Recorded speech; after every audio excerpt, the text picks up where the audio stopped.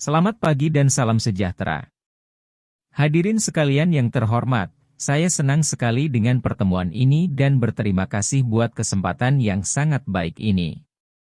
Perkenankan, saya Timotius Murid, Ketua Majelis Rakyat Papua, MRP.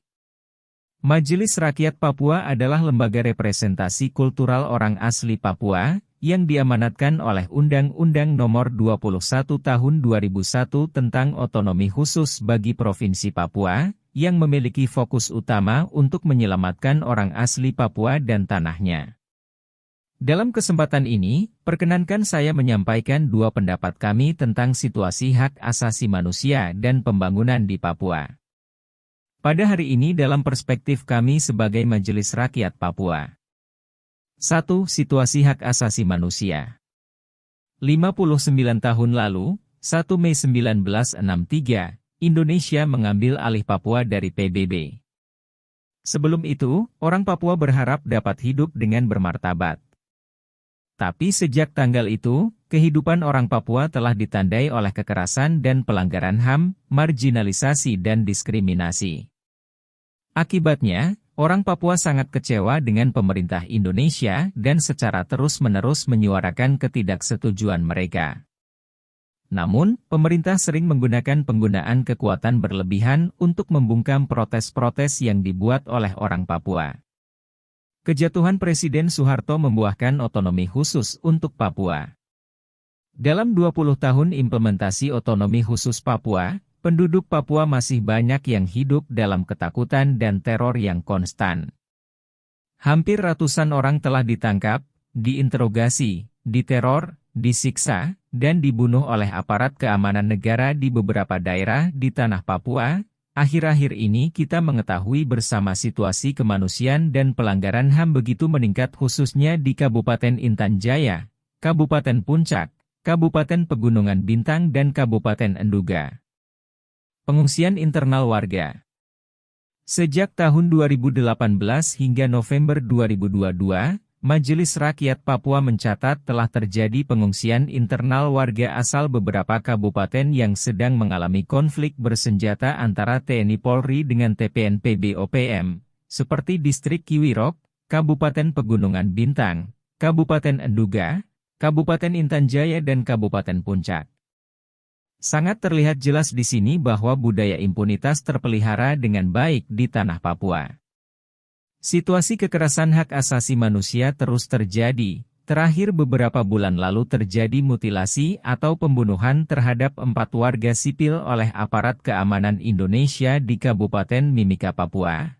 Hal ini tidak memperlihatkan itikat baik oleh negara Indonesia dalam merespon pernyataan dari Kantor Komisioner HAM PBB tahun 2018-2019, yang mendesak pemerintah Indonesia untuk menghentikan penyiksaan dan hukuman mati, untuk menyelidiki semua kejahatan yang dilakukan dan untuk memastikan akses bagi orang Papua terhadap hak atas pendidikan, kesehatan dan makanan memperoleh gizi bagi orang Papua. 2. Otonomi khusus dan pemekaran di Papua. Dalam tahun-tahun terakhir, ada 2 masalah serius terkait kegagalan penerapan otonomi khusus bagi Papua. Pertama, permasalahan yang terkait Undang-Undang Nomor 2 Tahun 2021 tentang perubahan kedua Undang-Undang Nomor 21 Tahun 2001 tentang otonomi khusus bagi Provinsi Papua. Kedua, permasalahan yang terkait dengan rencana pemekaran Papua menjadi provinsi-provinsi atau daerah otonomi baru, DOB.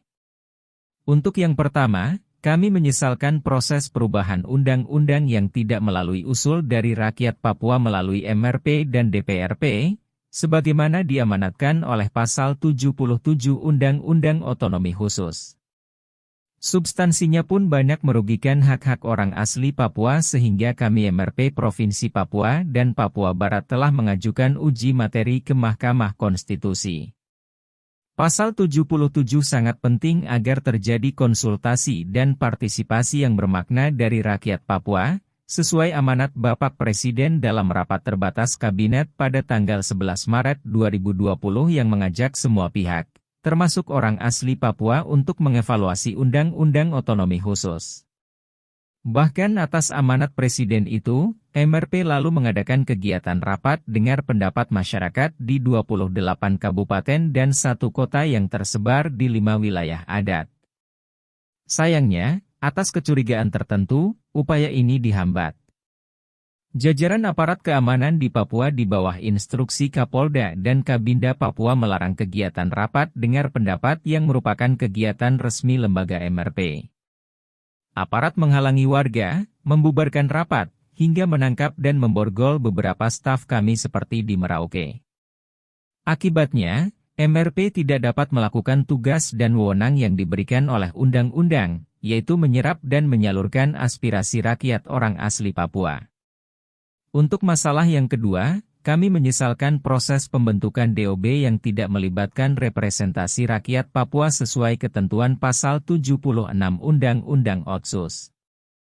Sebelum perubahan kedua, pasal ini berbunyi, pemekaran Papua menjadi provinsi-provinsi dilakukan atas persetujuan MRP dan DPRP, ini artinya tanpa persetujuan dari MRP dan DPRP, tidak boleh ada provinsi baru di Papua.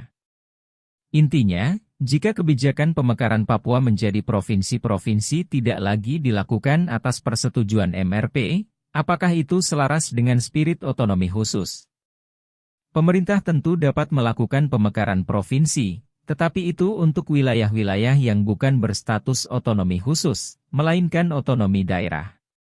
Dengan memperhatikan berbagai situasi objektif itulah, maka kami mengajak siapapun terutama kita semua yang ada di sini untuk menolong kami mendorong kondisi yang kondusif di tanah Papua. Demikianlah yang dapat kami sampaikan dalam forum yang terhormat ini. Sekali lagi, terima kasih. Sekian dan terima kasih. Jenewa, Swiss 8 November 2022. Majelis Rakyat Papua. Ketua, Timotius Murid.